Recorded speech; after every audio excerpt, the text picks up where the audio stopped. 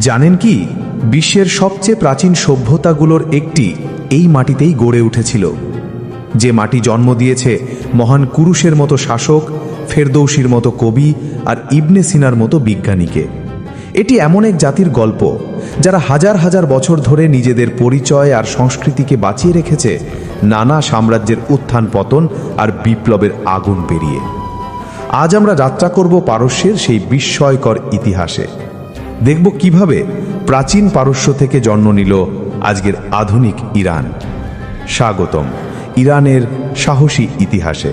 ইরানের গল্প শুরু হয় আজ থেকে প্রায় 5000 বছর আগে এলামাইট সভ্যতার হাত ধরে, কিন্তু পারস্যের আসল গৌরব গাথা লেখা শুরু হয় অ্যাচেমেনিড সাম্রাজ্যের মাধ্যমে। খ্রিস্টপূর্ব 6ষ্ঠ শতকে মহান কুরুশ বা সাইরাস দ্য গ্রেট বিভিন্ন রাজ্যকে একত্রিত করে প্রতিষ্ঠা করেন মানব ইতিহাসের অন্যতম বিশাল এবং শক্তিশালী এক সাম্রাজ্য, অ্যাচেমেনিড সাম্রাজ্য। তিনি ছিলেন একজন দূরদর্শী এবং সহনশীল শাসক, যিনি মানবাধিকারের প্রথম সনদ তৈরি করেছিলেন বলে মনে করা হয়। তারপর দারিউসের সময় এই সাম্রাজ্যের বিস্তার ঘটে ইউরোপ থেকে ভারত পর্যন্ত। তাদের রাজধানী পার্সিপলিস ছিল স্থাপত্য ও সংস্কৃতির এক অবিশ্বাস্য কেন্দ্র।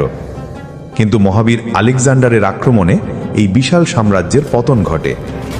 আলেকজান্ডারের পর ইরান শাসন করে পার্থিয়ান এবং সাসানিয়ানদের মতো শক্তিশালী সাম্রাজ্য। বিশেষ করে সাসানিয়ানরা প্রায় 400 বছর ধরে রোমান সাম্রাজ্যের সাথে পাল্লা দিয়েছিল।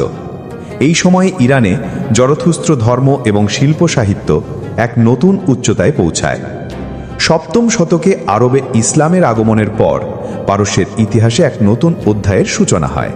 ধীরে ধীরে ইসলাম ইরানের প্রধান ধর্মে পরিণত হয়, কিন্তু ইরানিরা তাদের হাজার বছরের পুরনো ভাষা, সংস্কৃতি আর ঐতিহ্যকে বিসর্জন দেয়নি, বরং আস্তে আস্তে ইসলামিক সংস্কৃতির সাথে পারস্যের নিজস্ব সংস্কৃতির মিশ্রণে এক নতুন রূপ তৈরি হয়।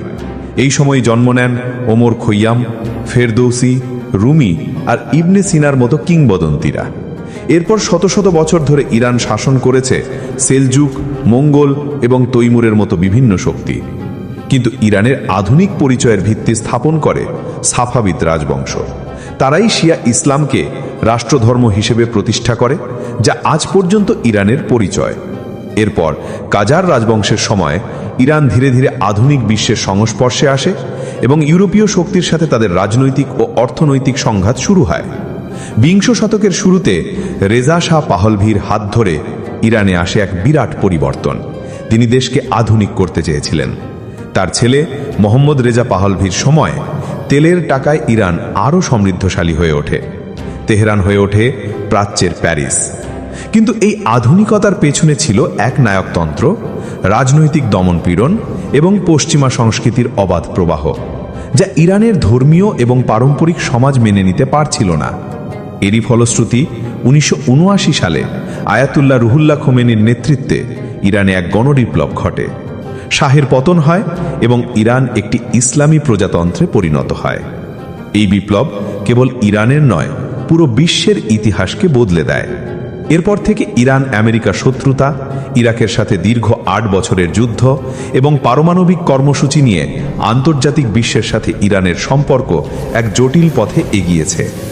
হাজার হাজার বছরের ইতিহাস, সাম্রাজ্যের উত্থান পতন, শিল্প সাহিত্যের সোনালী যুগ আর বিপ্লবের আগুন, সবকিছু নিয়েই আজকের ইরান।